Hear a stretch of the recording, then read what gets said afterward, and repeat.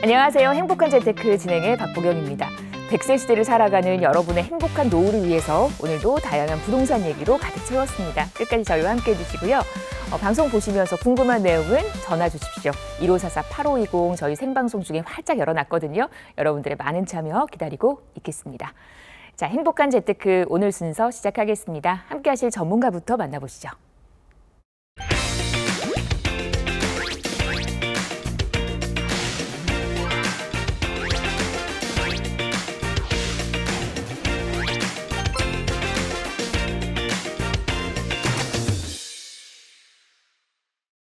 네, 저희 오늘은요 이동주 전문가와 이 시간 함께 하겠습니다. 네, 어서 오십시오. 네, 안녕하세요. 반갑습니다. 네, 서울시가요 주택 공급, 서울시의 주택 공급과 부동산 정책을 총괄하는 그런 자리를 서울시 처음으로 만들어서요 그 수석을 영입을 했습니다. 그 영입된 수석이 굉장히 시장을 너무 잘 알고 시장 전문가거든요. 그래서 이런 본격적인 이제 변화를 꾀하고 있는 이런 것들이 각 지자체에서 먼저 지금 움직임을 보이고 있습니다. 이럴 때일수록 여러분들이요, 이런 영입된 이런 인사들이 어떠한 방향성을 갖고 있는지를 잘 여러분이 체크를 하신다라면은 여러분들 굉장히 많은 도움이 될 것이고요. 그러한 부분들 저희 행복한 재테크가 꼼꼼하게 체크해 드리도록 하겠습니다. 네.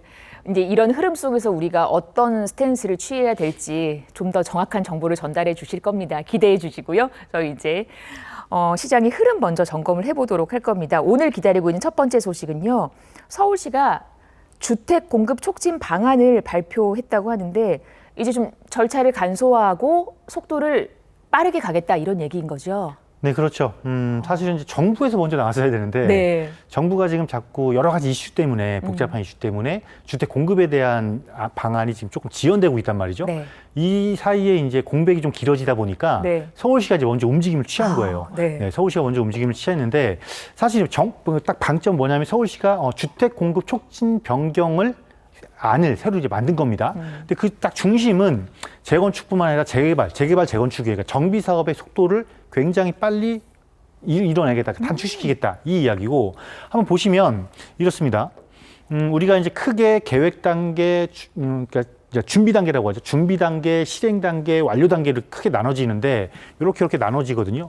이렇게 나눠지면서 이 기간에 대한 것들이 항상 리스크로 다가왔어요. 특히나 평균적으로 보면 재개발 재건축 18.5년, 즉 한 20년 정도 걸렸다. 언제부터? 정비구역 지정 때부터. 근데 이거를 획기적으로 단축시키겠다라는 건데 각 부분을 한번 이렇게 보시면 이렇게 됩니다. 이렇게 단축이 되는 거죠. 정비구역 지정 단계를 한 2년 정도로 줄일 것이고 무엇보다 추진위원회나 조합 설립까지 가는 단계가 굉장히 시간이 오래 걸렸었거든요. 이거를 1년도 줄이겠다라는 것이요. 사실상 정비구역 지정을 조합 설립이나 추진위 설립과 동시에 진행하겠다 이 이야기가 되겠고, 자, 사업 시행과 관리 처분 인가, 즉 실행 단계죠. 이 실행 단계 기간도 평균적으로 8.5년, 실질적으로 신작에서 한 10년 정도 걸렸죠. 이 기간을 6년으로 단축시키겠다라는데, 그럼 이게 실제로 이루어졌냐? 이루어지고 있습니다. 실제 이루어지고 있고, 최종적으로 어차피 착공해서 준공까지는 바뀔 수가 없겠죠. 왜냐하면 공사 기간은 뻔하잖아요. 정해져 있기 때문에 바뀔 수가 없기 때문에 요 앞 단계, 이 실행 단계까지의 기간을 굉장히 단축시키겠다. 그리고 현재 실행되고 있고 이미 통계로도 이미 지정돼서 이루어지고 있는 곳들을 보게 되면 통계적으로 줄어든 거를 확인하고 있다. 이렇게 보시면 되겠습니다. 사실 그 착공, 첫 삽을 뜨는 게 정말 오래 걸렸었거든요. 그렇죠. 네. 그 구간을 단축시키겠다라는 서울시의 의지가 엿보입니다. 이런 또 핑크빛 소식을 들려드리게 됐는데 공급이 없어서 많은 분들 불안해하셨잖아요. 네. 그런 부분이 좀 많이 해소가 되겠죠. 어떨까요? 이렇습니다. 아무래도 서울 내에서 사실 서울뿐만 아니라 경기도도 마찬가지죠. 우리가 도심에다가 주택을 공급할 수 있는 방법이 사실은 없잖아요. 네. 빈 땅이 없으니까 이제는. 네. 그렇다면 결국은 정비 사업을 얼마만큼 이렇게 활성화시킬 것이냐가 관건인데 이 정비 사업 활성화를 통해서 주택 공급량을 해결해 보겠다라는 건 굉장히 긍정적 신호고, 이게 실제로 이루어진다라면 기간이 사실상 아까 수치상으로는 한 5.5년 정도밖에 안 됐지만 실질적으로는 굉장히 빠른 곳들, 지금 빠르게 진행되는 곳들은 보면 과거 대비 한 10년 정도까지 지금 줄어드는 경우도 지금 나오고 있거든요. 이러한 상태를 보면은 주택 공급 측면에서 굉장히 긍정적 신호다 이렇게 보시면 되겠고, 서울시 같은 경우 이랬어요. 서울시 같은 경우는 사실 21년부터 진행을 했어요. 21년부터 여러분 많이 들어보셨을 거예요. 신속통합기획이라는 것이 우리 신통하는데 신속통합기획이라는 것도 많이 들어보셨을 거고 모아타운이라는 것도 많이 들어보셨을 겁니다. 우리가 모타라고 하는데 모아타운을 많이 들어보셨을 거예요. 여기서 지금 어느 정도까지 나오고 있냐면 신속통합기획은 21년도에 전체 대상지가 한 240여 곳 정도 됐어요. 240여 곳인데 지금 한 4년 정도 흘렀잖아요. 4년 정도에 벌써 몇 곳이 지금 지정이 된 거냐면 한 145곳 정도가 진행이 돼서 사업을 막 추진하고 있습니다. 진행을 하고 있습니다. 굉장히 많은 곳들이 지금 짧은 기간에 지정이 된 거고 모아타운 같은 경우도 같이 21년도 시작을 했어요. 21년 시작을 해서 지금 현재 7월 기준으로 현재 114곳이 지금 대상지로 지정이 돼 있다는 것입니다. 그래서 이런 것들을 통해서 서울시 목표는 이렇습니다. 서울시 목표는 일단은 현재까지 확보된 게 약 한 19만 세대 정도가 확보가 됐고 내년이죠. 그러니까 2026년까지 한 30만 호 정도의 신규 주택 공급을 확보를 하겠다. 지금 이런 계획이거든요. 그럼 여러분들 이거를 보시게 되면 여기서 여러분 잘 찾으셔야 돼요. 포인트를 잘 찾으셔야 되는데 앞으로 이 추가 이렇게 지금 한 19만 호를 30만 호까지 늘리겠다라는 거는 앞으로도 이런 신통합이나 모아타운 또는 뭐 재건축 이런 것들을 굉장히 활성화하고 구역 지정들을 많이 하겠다는 이야기거든요. 따라서 이러한 이슈를 가지고 여러분들이 어느 시장에 중심을 두고 관심을 가져야 되는지를 딱 보여주는 그런 이슈였다라고 생각하시면 되겠습니다. 네, 자 이렇게 시장의 흐름 점검해드리고 있습니다. 다음 이슈 살펴볼게요. 전세 사기 문제로 급증했었던 임차권 등기 명령 신청 건수가 감소하고 있다고 하는데 이제 좀 전세 시장이 진정이 됐다 이렇게 봐야 될까요? 어떨까요? 이건 약간 두 가지 좀 측면이 있어요. 네. 이걸 전세 시장이 진정이 된 걸로 볼 것이냐, 네. 아니면 시장의 구조적 변화가 이루어진 것으로 보여지는 것이냐 이렇게 보셔야 되거든요. 네. 그런데 지금 현재 감지되고 있는 거는 시장의 구조적 변화가 시작된 것이다 이렇게 보시면 될 것 같습니다. 사실 뭐 전세 사기, 역전세 이런 것들 때문에 임차권 등기 명령이 굉장히 많이 늘어났었잖아요. 네. 굉장히 많이 늘어났었는데 올해 들어서 이제 굉장히 감소를 하고 있죠. 그럼 이 감소된 영향이 도대체 뭐냐? 뭐 전국적으로도 감소하고 있고 사실 뭐 가장 관심이 많은 그 대부분의 지표가 되고 있는 수도권도 지금 많이 감소를 하고 있는데 이러다 중심 딱 보면 주요 요인을 딱 보시게 되면 두 가지가 딱 짚어져요. 첫 번째는 가격이 인상이 됐다라는 거예요. 자, 전세 가격이 인상됐으니까 역전세가 날 일이 없죠. 네. 그러니까 기존 전세금을 돌려줄 수 편해진 거예요. 자, 그 가격이 인상됐다는 게 있고, 자, 두 번째는 전환이에요. 이 전환은 무엇이냐면 전세가 월세로 바뀐다라는 거예요. 월세 우리가 또는 반전세라고 하죠.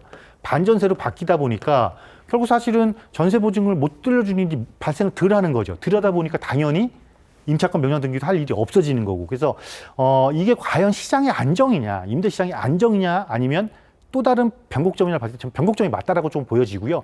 그 가장 또 강력한 이유 중에 하나도 이렇게 보시면 됩니다. 여전히 전세 사기 문제는 지금 끊어진 게 아니다, 해결된 게 아니다. 그리고 일부 지역에서는 아직도 전세 사기와 역전세 문제가 상존하고 있다라는 걸 봤을 때는 결국은 구조적인 변화로 인해서 나타난 결과다 이렇게 보시는 게 맞고, 여러분 또 이렇게 생각을 하셔야 됩니다. 그러면 결국은 가격이 올라가고 전세 월세가 가속화된다는 것은 전체적으로 봤을 때는 우리가 전세 물량이 줄어든다는 것이거든요.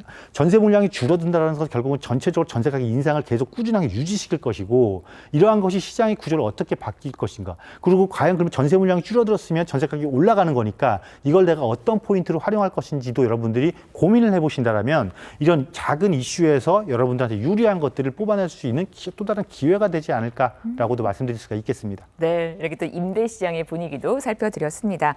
방송에서 언급된 부동산 관련 설명은 전문가 개인의 의견입니다. 투자하실 때는 나의 성향 잘 파악하시고 투자에 대한 판단은 본인의 몫이라는 점 기억하시기를 바랍니다. 네, 어느새 7월의 마지막 날입니다. 생방송으로 행복한 재테크 여러분 함께하고 계시고요. 방송 중에 궁금한 내용은 전화 주십시오. 언제든지 받겠습니다. 1544-8520 생방송 중에 활짝 열려 있으니까요. 여러분들의 많은 참여 기다리고 있겠습니다. 자, 그럼 저 이제 첫 번째 전화부터 연결을 해보겠습니다. 여보세요. 네, 안녕하세요. 네, 안녕하세요. 반갑습니다. 어떤 상담을 도와드릴까요? 제가 지금 현재 용인 신동백 롯데 에코 2단지에서 살고 있거든요. 네. 근데 앞으로 수원 인계동에 있는 수원 센트럴 아이파크 자이로 이사가 가는 게 나은지, 네. 지금 거주 중에 아파트가 나은지, 네. 향후 호재 여부가 궁금해서 전문가 의견을 듣고 싶어서 전화드렸습니다. 네, 갈아타기 계획이 있으신데 두 개 아파트를 좀 비교를 해봐야 될 것 같습니다. 용인 네. 신동백의 롯데 에코 2단지, 그리고 네. 보신계 수원의 센트럴 아이파크 자이. 네. 알겠습니다. 이 두 개 중에서 어떤 게 더 투자 가치가 좋은 건지 얘기를 한번 들어보도록 할 겁니다. 저희 이동주 전문가님 연결해 드릴 거니까요. 그 일대 얘기 한번 들어보세요. 네. 네. 네, 안녕하세요. 네, 안녕하세요, 전문가님. 네, 반갑습니다. 네. 네. 네. 현재 지금 그러니까 동백지구에 거주를 하고 계시는데 네. 수원으로 이주를 하시려고 계획하시는 거예요? 네네네. 지역이 완전히 다른데 굉장히 힘든 결정을 하시네요. 아, 원래 수원에서 살다가 용인으로 이사 가서 다시 수원을 들어가 볼까 한번 해봐서요. 우리 시청자님이 생각하시기에는 어때요? 동백지구가 더 좋은 것 같아요? 인계동이 더 좋은 것 같으세요?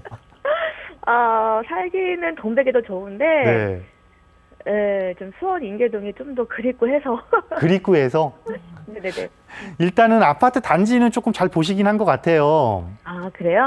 이 인계 아이파크가 이게 재개발한 곳이잖아요. 네, 맞아요. 이게 8달지구일 거예요, 아마 제 기억으로는. 네네네. 네, 이제 8달지구 재개발이 전부 다 끝났는데 여기가 굉장히 여러 곳이 한 번에 재개발을 했어요. 그죠? 네, 맞아요. 네, 이렇게 하면서 지난주에도 이쪽 어디를 이제 상담해 드린 것 같긴 한데 여기가 한 1만 세대 넘죠. 그죠? 합하면. 다 그럴 거예요, 제가. 네, 근데 1만 세대 넘는데 전부 다 신축이란 말이에요. 네. 신축이면 우리가 이런 게 있잖아요. 그 지역에 신축이 1만 가구 이상 들어와 버리면 얘네가 리딩 단지가 되거든요. 네. 그러니까 가격을 끌고 가준단 말이에요, 얘네가. 음, 왜냐하면 나머지 다 지금 구도심이잖아요. 주택가잖아요. 맞아요. 그죠? 그리고 역세권이기도 하고 이 단지들이. 그러면 이 효과가 언제까지 갈 거냐. 그러니까 보통 우리가 그 지역에 신축의 대단지가 들어서면 이 신축의 효과가 7년에서 10년 정도 간다라고 우리가 판단을 하거든요. 그럼 지금 이게 입주가 지금 거의 보면 작년 입주한 지 한 1, 2년밖에 안 된 것들이잖아요. 네네. 그러면 우리가 신축으로 가격 상승을 노려볼 수 있는 효과가 아직도 충분히 남아있다. 그런데 우리가 동백지구는 사실은 이게 2005년인가 6년 그때 이게 입주한 곳이 동백지구잖아요. 네네. 거의 한 20년 정도 됐단 말이에요, 이 주거지가. 네네. 그럼 뭐냐면 살기는 굉장히 좋아지죠. 네네, 맞아요. 새로운 택지지구가 조성이 돼서 한 20년 동안 이제 계속 기반을 다졌잖아요. 그죠?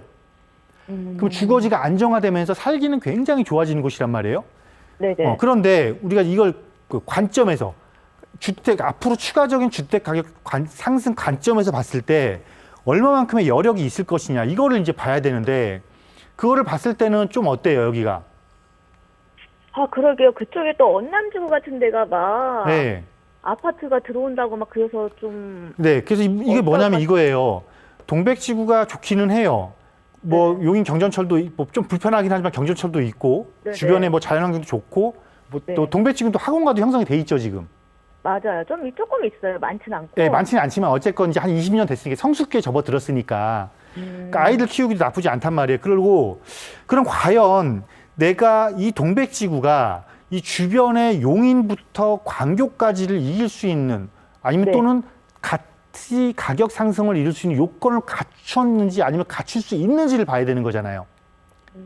그죠? 네, 네네. 그럼 딱 봤을 때는 자 눈에 띄는 게 그냥 용인 플랫폼 시티예요. 네네. 자, 그럼 이 용인 플랫폼 시티가 얘한테까지 영향을 얼마나 미칠 것이냐, 빠르게 미칠 것이냐, 라는 판단을 했을 때, 그때 우리가 뭘 봐야 되냐면, 이 플랫폼 시티가 들어오면 주변 지역에 주택가가 있는가 없는가를 봐야 돼요.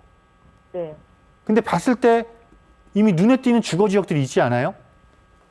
뭐 구성 쪽에 말씀하시는. 수지 쪽도 있고, 그죠? 네. 네. 구성 쪽도 있고, 네. 나하고 지금 경쟁이 아니라 나보다 경쟁 우위에 있는 대규모 집단 주거지가 너무 많죠.